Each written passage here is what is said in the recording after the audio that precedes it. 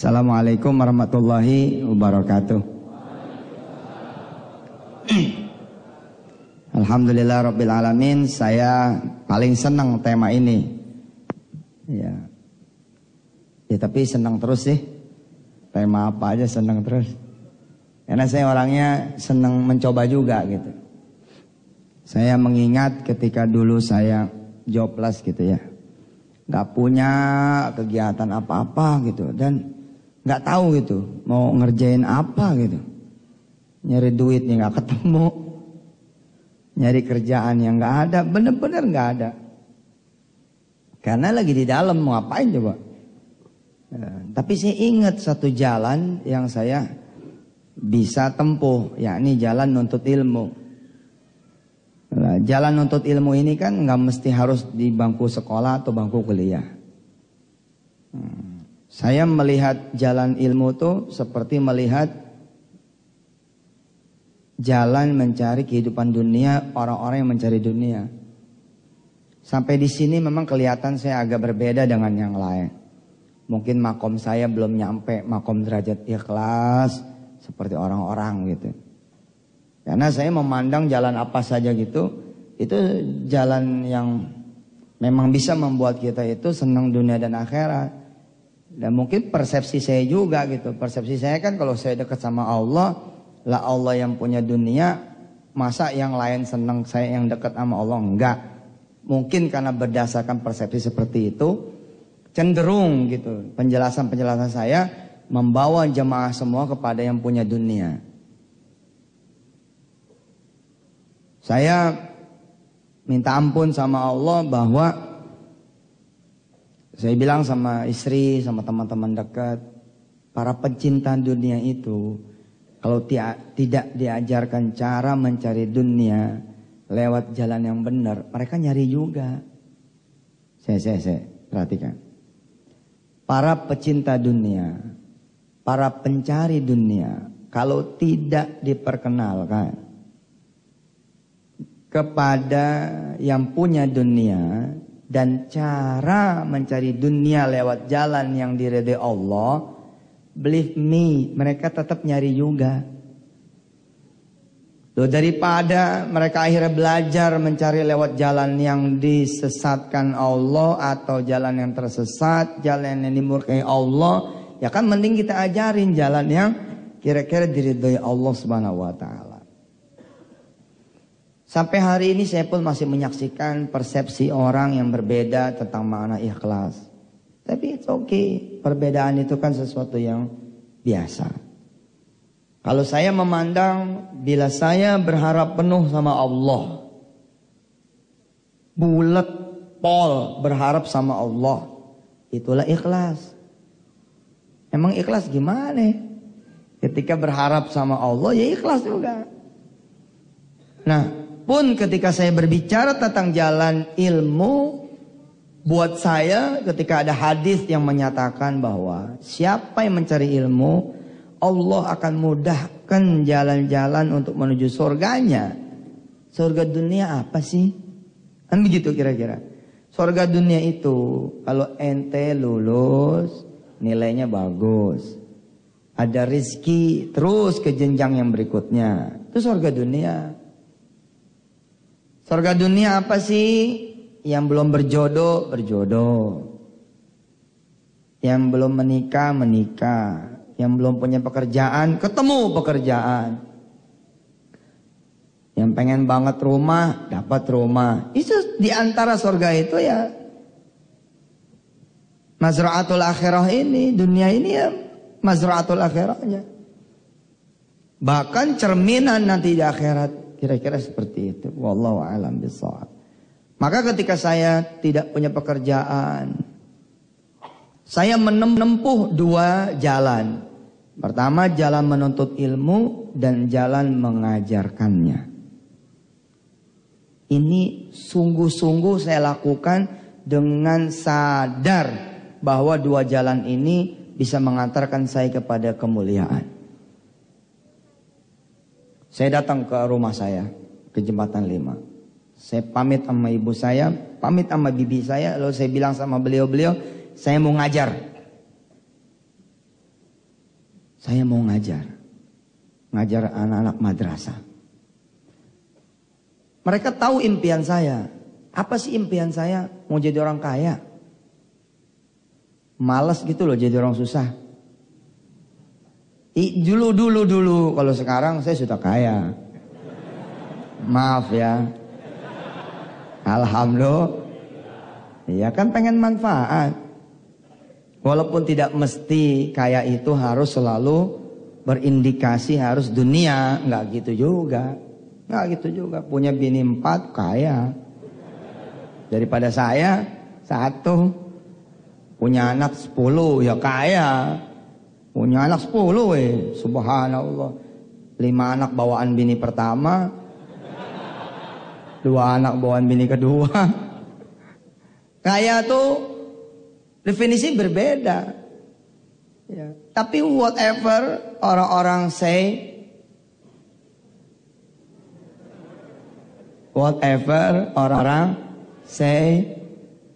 apapun yang orang bilang, ya kaya adalah nalurinya manusia.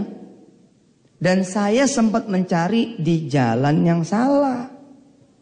Karena itu ketika kemudian saya mulai petunjuk dari Allah, mudah-mudahan insya Allah bukan kalimat syaitan. Saya mencoba meniti jalan itu, diantaranya adalah mengajar. Kalau saya ngajar, pahalanya itu gede banget. Saya menjadi wakil yang punya ilmu. Lihat, saya menjadi wakil dari yang punya ilmu. Mengajarkan kepada yang menuntut ilmu. Dan saya tidak sedang kerja sama ibu saya, nenek saya, bibi saya, kepala sekolah di madrasah saya. Tidak, saya sedang kerja sama Allah. Karena itu, apa yang saya lakukan? Yang saya lakukan adalah, saya betul-betul mencari tempat mengajar.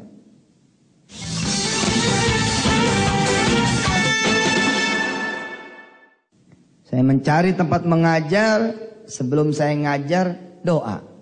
Ya Allah, kalau emang kaya bisa menjadi jalan saya menuju surganya Allah. Nah beda kan?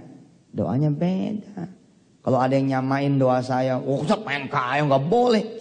Doanya lihat dulu. Kalau emang jalan kaya bisa menjadi jalan saya menjadi hamba Allah yang bersyukur, bisa banyak sedekah, bisa membebaskan diri dari hutang, tidak ada ketakutan, bisa menolong orang banyak, bisa bangun masjid, bangun madrasah, bisa beli mobil jenazah, lalu ada trial buat mereka-mereka. Uji coba, monggo, silahkan. Maka jadikan saya orang kaya. Tapi jika tidak, bahwa kekayaan nanti akan membuat saya menjadi hamba yang tidak bersyukur. Jika tidak, kekayaan itu membawa saya menjadi hamba Allah yang saleh, maka jadikan saya bisa, supaya saya tetap kaya. Nggak mau tahu, pokoknya gitu. Loh, doa itu dicatat. Kalau ente bilang saya ridho menjadi orang miskin, asli miskin. Loh, saya nggak siap. Kalau saya asli nggak siap, ya, silakan saja. Loh, suatu saat pasti akan ketemu. Ya tetap kita minta sabar, tetap aja minta kaya. Kaya kan juga banyak. Itu kan baru satu doa dari multi rangkaian doa. Sayap doa berikutnya adalah minta kaya hati, kaya amal, kaya barokah, kaya kemuliaan, kaya kehormatan, menjadi orang yang tidak hina. Jadi ketika saya sampaikan kepada ibu saya, bibi saya, nenek saya, keluarga saya mau ngajar. Mereka tertawa karena tahu saya ini cita-citanya ketinggian. Dari dulu sudah mendeklar nggak mau ngajar, nggak mau jadi ustadz. Terus gajinya nggak ada, nggak mau saya. Tiba-tiba sekarang saya muncul lagi dan saya meminta posisi itu, berikan saya kelas, saya mau ngajar.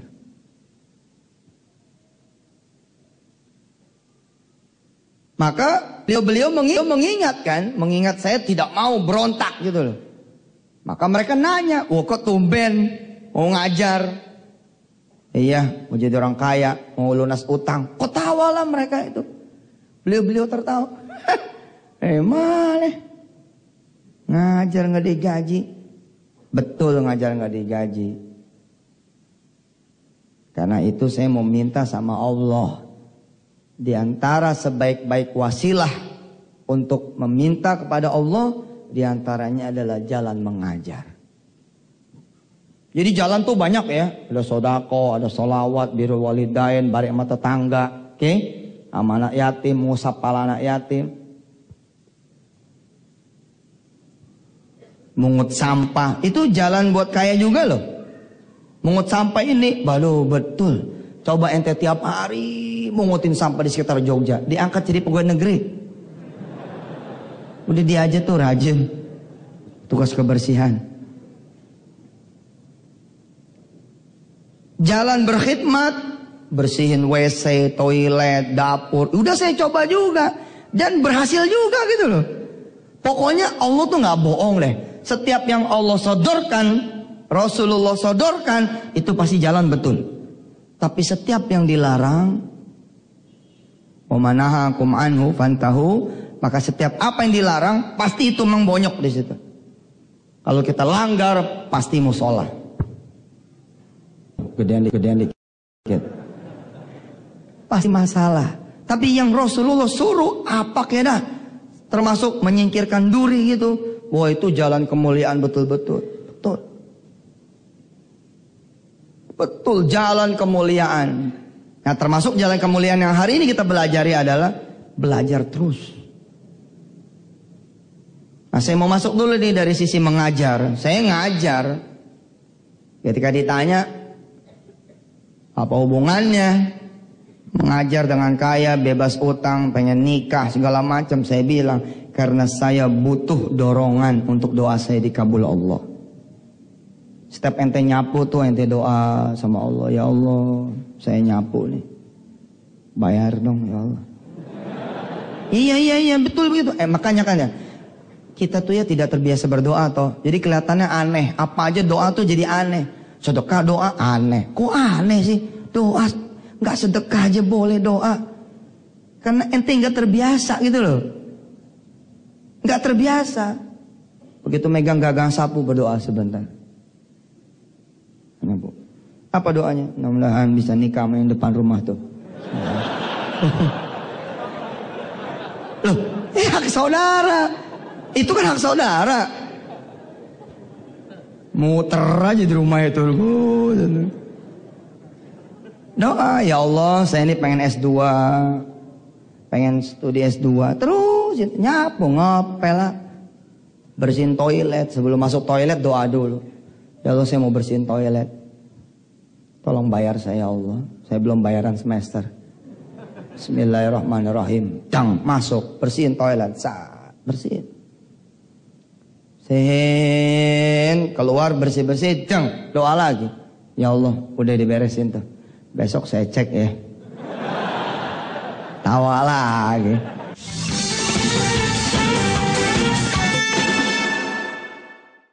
Aneh masih punya tuh saksi-saksi hidup atas din Allah, yakni murid-murid saya. Jadi sebelum saya kemudian selesai, sekarang malah saya udah nggak disiplin, doanya sendiri aja tadi di sini.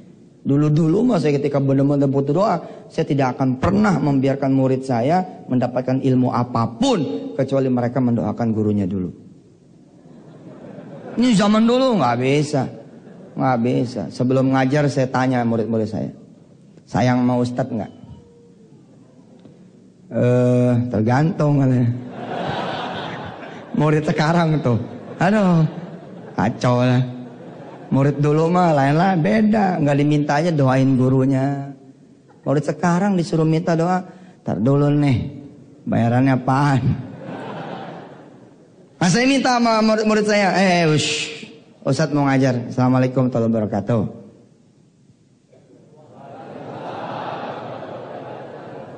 Lihat, di mana ada orang yang didoakan langsung oleh ribuan orang. Saya selalu mengambil alih posisi pengibaran bendera, upacara. Saya butuh jawaban salam itu. Orang gila saya kalau di depan Carrefour saya salam. Attention please. Assalamualaikum warahmatullahi wabarakatuh. Nggak ada yang jawab. Pasti orang bengong. Nah, betul. Tapi hanya di kelas, di majelis, betul? Yang kira-kira Assalamualaikum warahmatullahi wabarakatuh. Subhanallah. Karena posisinya murid saya bilang, satu salam jawabnya 10 salam. Yang nggak jawab 10 salam dianggap absen. Saya bilang sama murid-murid, ya baru salam saja saya sudah didoakan 50 orang satu kelas. Kali berapa kelas satu madrasah? Subhanallah. Kadang-kadang saya iseng, saya gebrak pintu. Assalamualaikum. Waalaikumsalam Ustaz. Lumayan. Ini lagi. Oh, ini hakikatan. Waki. Ini waki. It heaven. Terbukti, terjadi sama saya. Orang kan nganggap sepele Assalamualaikum tuh. Padahal itu Assalamualaikum subhanallah. Assalamualaikum keselamatan buat kamu. Itu kan afirmasi. Biasanya orang bilang celaka lu sob, mati lu sob. Betul. Ente belum pernah sih ngalamin. Apa mau aneh doain? Jangan sampai deh. Tiba-tiba sekarang ada ucapan salam dari orang. Assalamualaikum. Atau waalaikumsalam. Keselamatan buat kamu. Keberkahan buat kamu. Rahmat buat kamu. Netes air mata saya Pak zaman dulu Pak. Untuk bisa dapetin salam dari murid-murid. Sekarang mah alhamdulillah. Dulu nyari murid susah. Makanya saya bilang sama guru-guru di pesantren Darul Quran. Ketika ngumpul saya bilang. Yang harus bayar siapa?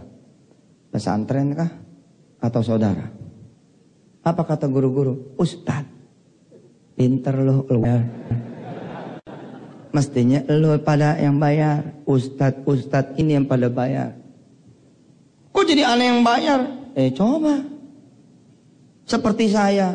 50 anak, 30 anak, bahkan saya suka iseng Ustaz. Saya bikin kelas tambahan. Saya kumpulin semua satu madrasah.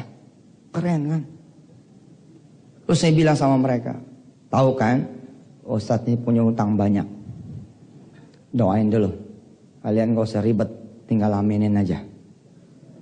Ayo, angkat tangannya dulu, angkat tangannya. Loh seperti itu zaman dulu. Angkat tangan. Bismillahirrahmanirrahim. Ya Allah, saya mau ngajar nih pusing.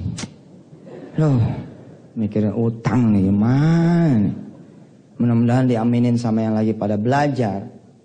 Dan saya tahu orang yang belajar itu doanya makbul.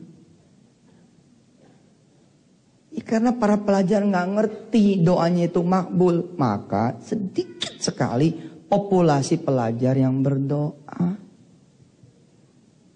Dulu di madrasah diajarkan di awal-awal raditu billahi rabba wa bil islami dina wa bi muhammadin nabiyya wa rasula rabbi zidni ilma warzuqni fahma. Itu kan diajarin panjang. Guru sekarang gimana? Morning. How are you fine? Allah. Nggak ada doanya. Zaman dulu doa terus. Itu bisa setengah jam loh. Begitu guru datang, kiaman, gitu kan?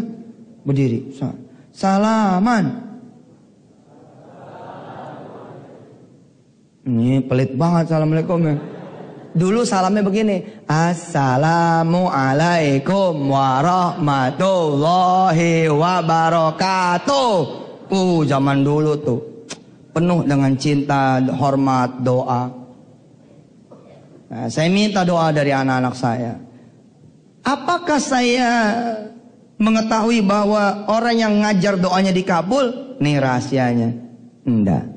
Yang saya tahu adalah kalau doanya orang-orang yang berdoa itu dilaksanakan di majelis ilmu pada saat dia menuntut ilmu, itulah dia sebaik-baiknya doa. Jadi saya minta sama yang lagi belajar, doain Ustaz. Doain Ustaz. Doain Ustaz. Jadi termasuk cara saya pakai cara itu. Mau beli rumah, mau beli motor. Mau beli motor nih, saya kumpulin murid-murid saya. Saya bilang, nanti malam Jumat ke rumah Ustaz ya. Pisang goreng ya Ustaz. hari ini ada yang lain. Ini dong modal dong, jadi guru modal kan pengen didoain sama murid. Murid datang, kita sholat maghrib, isya, ngaji sebentar. Saya ajarin 1-2 ilmu, kemudian saya minta doa sama mereka. Doain Ustadz pengen punya motor. Betul. Doa orang-orang yang belajar ya. Nah saat itu saya mengingat, bernostalgia, sampai sekarang alhamdulillah masih tetap saya lakukan apa? Saya mengajar dan juga belajar.